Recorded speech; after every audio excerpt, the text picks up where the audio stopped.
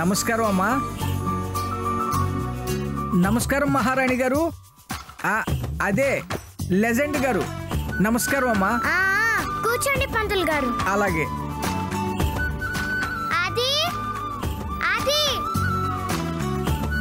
నీకు పెళ్లి చేసిన పంతులు గారు వచ్చారా? నమస్కారం ఆదిత్యవర్మ గారు. నమస్తే, కూర్చోండి.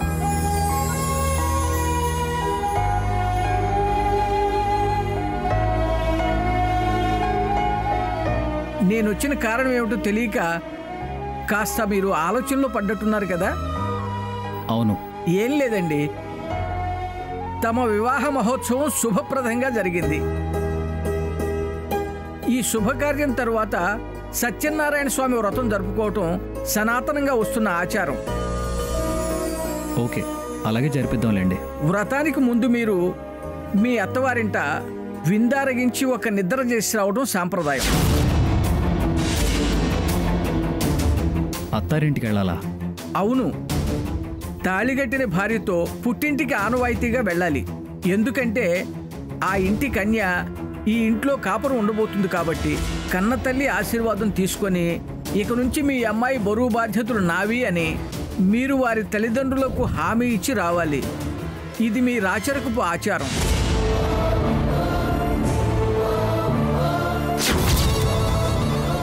వ్రతం 3 రోజుల లోపు చేసుకోవాలి. పని ఒత్తిడంటూ అపచారం దొరలనివద్దు. వస్తాను ఆదిత్యవర్మ గారు.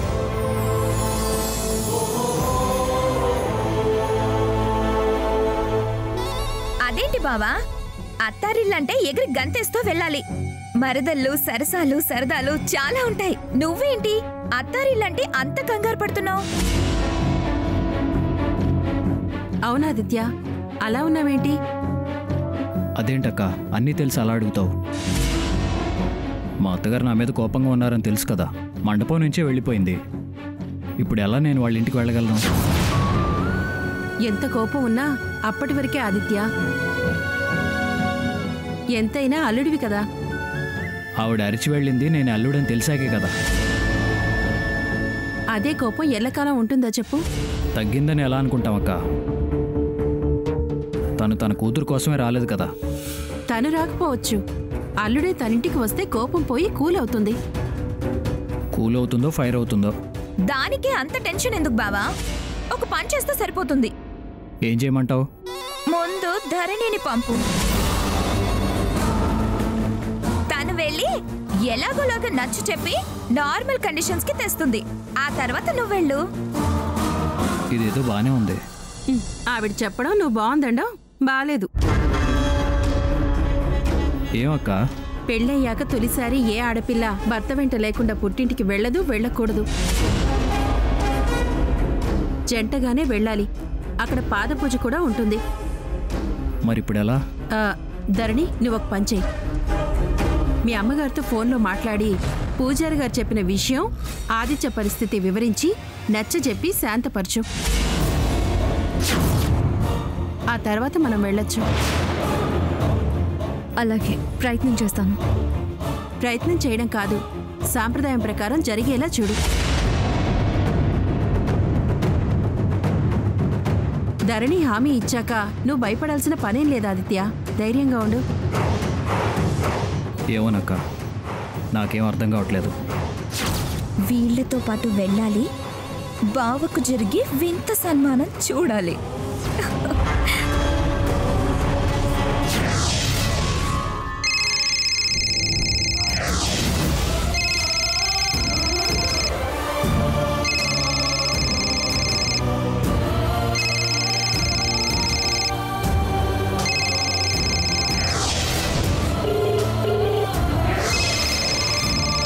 ఎవరమ్మా ఫోను? మాట్లాడవి. ధరణి చేస్తోంది. అక్క ఫోన్ చేస్తే ఆన్సర్ చేయకుండా అలా చూస్తూ నిల్చున్నావి. ముందు మాట్లాడు. మాట్లాడమ్మా. హలో అమ్మా, నేనమ్మా ధరణిని. ఏయ్, చెప్పాల్సిన అవసరం లేదే. నీ గొంతు నాకేం కొత్త కాదుగా, చెప్పు. ఏంటమ్మా, నా మీద కోపం వచ్చిందా? ఏం కోపం వచ్చినా నేను చేయగలిగిందేముందే? స్వతంత్రంగా నిర్ణయాలు తీసుకునే స్థాయి వయసు వచ్చాక నువ్వేం పొత్తిళ్లలో పిల్లవా? అత్తారెళ్ళేదో నీకు నువ్వే తేల్చుకున్నావుగా. నీ మాటల్లోనే నా మీద ఎంత కోపం ఉందో అర్థమవుతుంది. ఏదో పేదింటి తల్లిని, పేగుబంధం మీద ప్రేమున్నదాన్ని, మహారాణిగా రాణివాసంలో ఉన్నదానివి. నా కోపం నీకేమన్నా లెక్కాపత్రమా? ఇంతకీ ఫోన్ ఎందుకు చేసావో చెప్పు. ఢిల్లీకి రాజు అయినా తల్లికి బిడ్డే అని నేను మహారాణినే అయినా నీ కూతుర్నేనమ్మా. సర్లే, సామెతలకే ఎన్నైనా చెప్పచ్చు. ముందు విషయం చెప్పు. ఎందుకమ్మా అంత నిష్ఠూరంగా మాట్లాడతావు? నా మనసుకి కష్టంగా ఉంది. దాన్ని నువ్వు నిష్ఠూరం అనుకుంటే ఎలా? ఇంతకీ ఫోన్ ఎందుకు చేసావు? అలిగి వెళ్ళింది ఉందా పోయిందా అనా? అమ్మా అలా మాట్లాడకమ్మా. నేను చేసింది తప్పో ఒప్పో కాలం నీకు తెలియచేస్తుంది. సర్లే, నా వయసుకి కాలం కోసం ఎదురు చూసేంత ఓపిక లేదు. ప్లీజ్ అమ్మా అలా మాట్లాడకు. నేనున్న పరిస్థితిలో ఇలా కాక మరోలా మాట్లాడలేను. అత్తారింట్లో ఎలా ఉన్నావు, మీ ఆయన బాగా చూసుకుంటున్నాడా అని ఎలా అడుగుతానే? సరే అమ్మా, అడగొద్దు, వదిలేసే. నేను వారు రేపక్కడికి వస్తున్నాము. అత్తారింట్లో నిద్ర చేయడం సాంప్రదాయం అంట. అల్లుడు నిద్ర చేసి భోజనం కూడా చేయాలంట. ఇంతోటి పెళ్లికి సాంప్రదాయం కూడానా? అసలు జరిగింది పెళ్ళే అనుకోవడం లేదు. అల్లుడిగా అతన్ని అంగీకరించడమే లేదు. ఇంకా నిద్రలేంటి, భోజనాలేంటి? అతన్ని చూస్తేనే అరికాల మంట నెత్తికెక్కుతుంది. నిద్రలు లేవు, పద్ధతులు లేవు గాని నువ్వురా, ఇక్కడే వద్దు గాని కాలో గంజు తాగి మన బతుకు మనం బతకచ్చు. ఏం మాటలమ్మా అవి? ముందు నువ్వు వద్దన్నా ఏదో అనుమానంలే అని నేను పెద్దగా పట్టించుకోలేదు. తర్వాత నువ్వు సాక్ష్యాధారాలతో వచ్చేసరికి నా మెడలో తాళి పడిపోయింది. అలాంటి పరిస్థితిలో వారేంటో తెలిసినా నేను ఆదిత్య గారి భార్యనైపోయాను. తప్పని తెలిసి వదిలేసుకుని వచ్చినా మొగుణ్ణి వదిలేసి వచ్చేసింది అని అంటారు. ఏం చేసినా మనమేనమ్మా అవమానాల పాలయ్యేది. మన కుటుంబంలోని ఆడపిల్లల్ని చాలా నీచంగా మాట్లాడుకుంటారు. హంతకురాలి కన్నా ఎక్కువ తప్పు చేసిందల్లా చెప్తారు. అప్పుడు ఎక్కడున్నా సుఖ సంతోషాలతో మనశాంతిగా ఉండలేమమ్మా. బయటికి రాలేము. మనం జనాల చూపుల్ని తట్టుకోలేమమ్మా.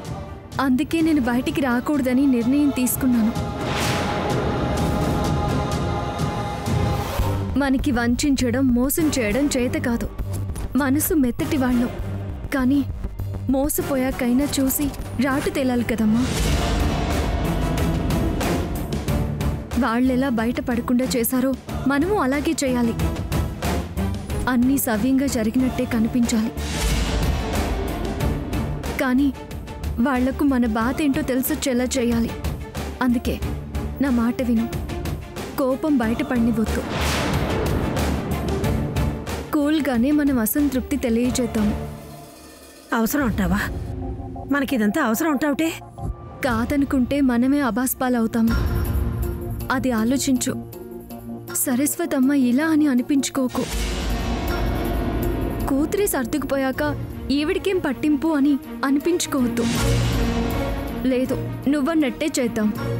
కుదరదు, వచ్చేయంటే వచ్చేస్తాను. కానీ బ్రతకడానికి కాదమ్మా. ఇంటి ముందు కట్టెలా. పిచ్చి మాటలు మాట్లాడకే. సరే రండి, ఎవరెవరు వస్తారో రండి. నీకే అంత ఓపుకున్నప్పుడు నాకే రండి. రండి అనడం కాదు, నువ్వు కామ్గా కూల్గా ఉండాలి. అలాగే తల్లి, అలాగే ఉంటాను. మూతికి కుట్లేసుకుంటాను, చేతులు కట్టడిలో ఉంచుకుంటాను. సరేనా?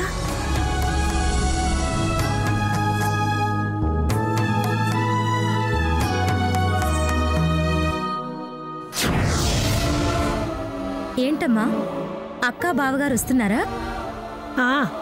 వస్తున్నారట. వాళ్ళనేం అనద్దట. చెరో వింజామరా పట్టుకుని విసురుతూ నిలబడాలట ఆ రాజావారికి. చిచి, అసలు ఉన్నదంతా ముందు దీని దగ్గరుందే.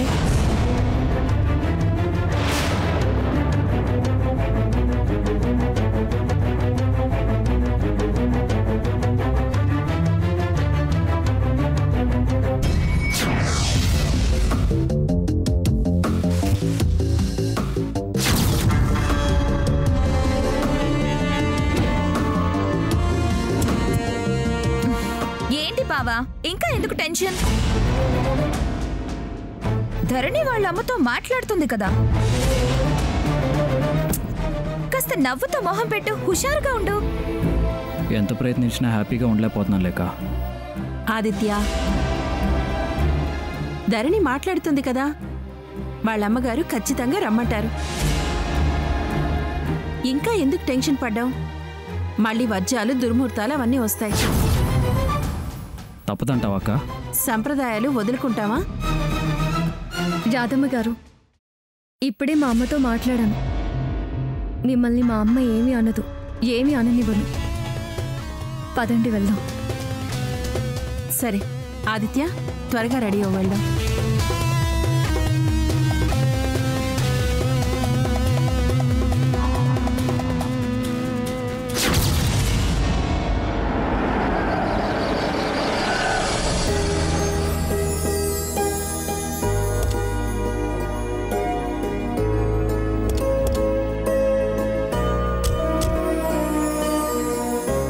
అమ్మా, అక్క వాళ్ళు వచ్చారు. అమ్మా రామ్మా, అక్క వాళ్ళు వచ్చారు. వస్తే వాళ్ళే లోపలికి వస్తారు. నేనొచ్చి స్వాగతం పలకాలా ఏంటి? నువ్వు వెళ్ళు. అలా అంటే ఎలా అమ్మా?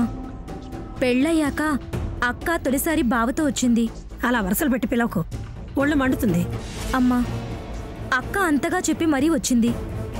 ఇలా రుసరుసలాడుతూ మర్యాదగా ప్రవర్తించకపోతే బాధపడేది అక్కే కదా. రా రా అమ్మా, రా.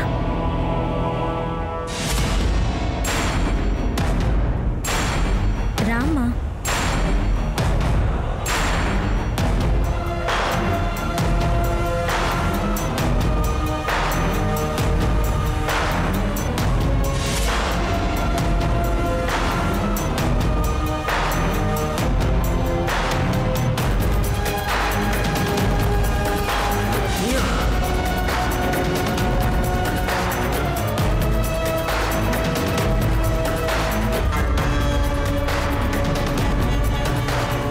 చాలా సీరియస్గా ఉన్నారు.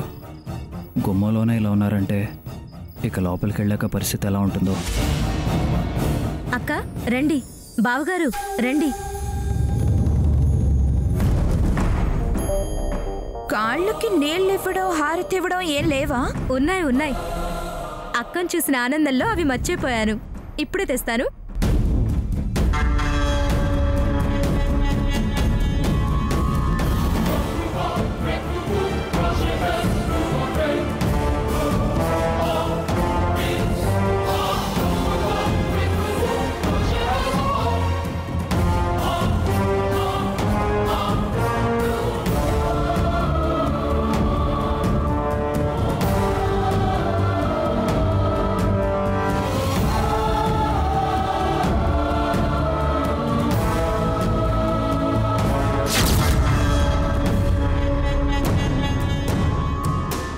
బొట్టు పెట్టు.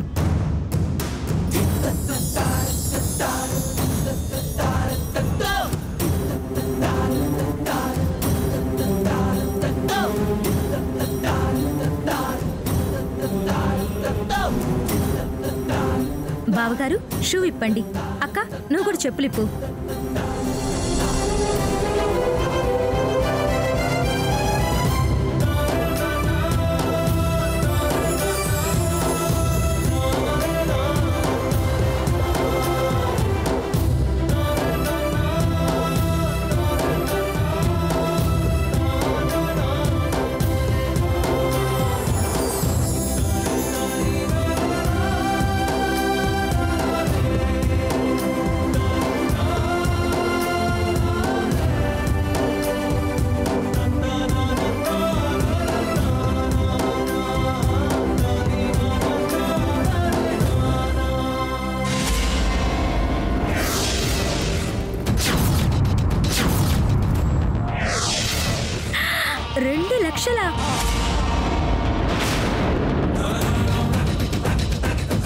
ఎంతైనా నువ్వు గ్రేట్ బావా. మా బావ అంతే, తనకి నచ్చితే ఏమైనా చేస్తాడు. మా తమ్ముడు అంతే. రండక్క, రండి బావగారు.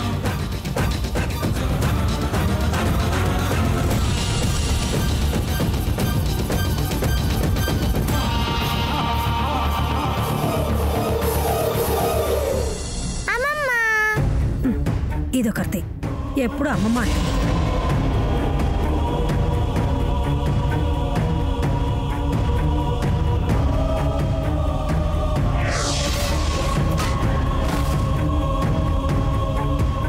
ఆదిత్య నువ్వు కూడా కూర్చో.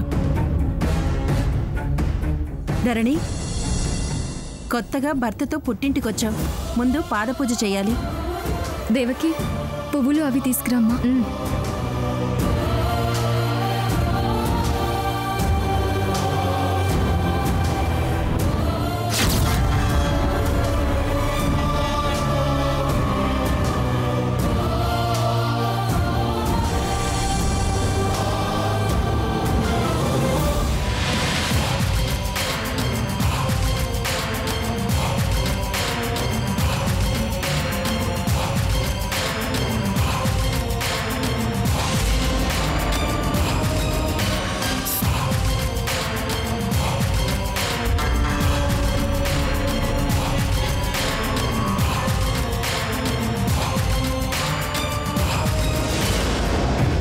తల్లి కూతుళ్ళిద్దరూ కోపంగానే ఉన్నారు.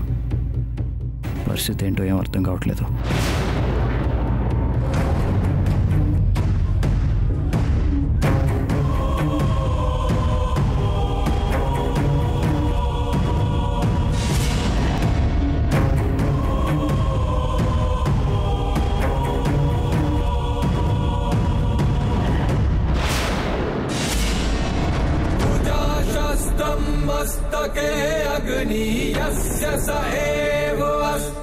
ఇదేంటి, రెండో కాలు తడపకుండా ఒక్కాలే తడిపింది? దీని మీనింగ్ ఏంటి?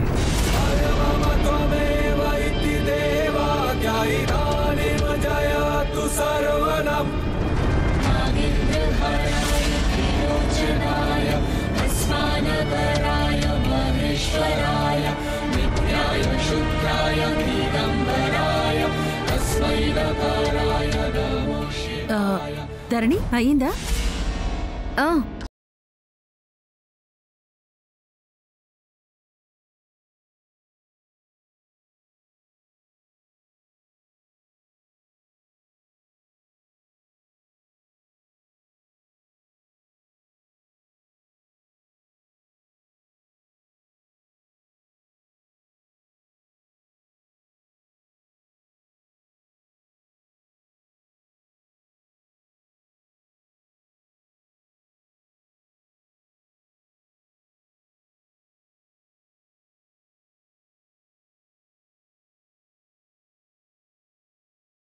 ఇందాక ఒక్కాలే కడిగింది, ఒక్కాలకే దండం పెట్టుకుంది, ఇప్పుడు ఒక్క చేత్తోనే నీళ్లు పోస్తుంది.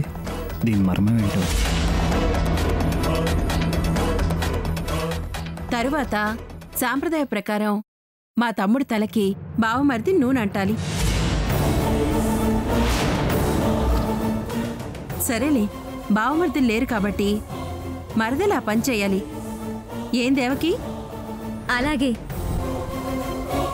నువ్వు తలంటూ మీ అక్క కుంకుడు రసంతో తలస్నానం చేయిస్తుంది.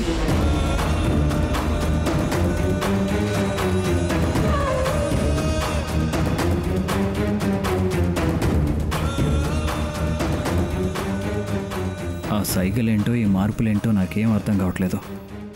ఇంకా ఒక రాత్రి గడవాలి. ఇదంతా జరిగే పనేనా? రా తమ్ముడు. మీ గది అది బావగారు. పత్తమ్ముడు.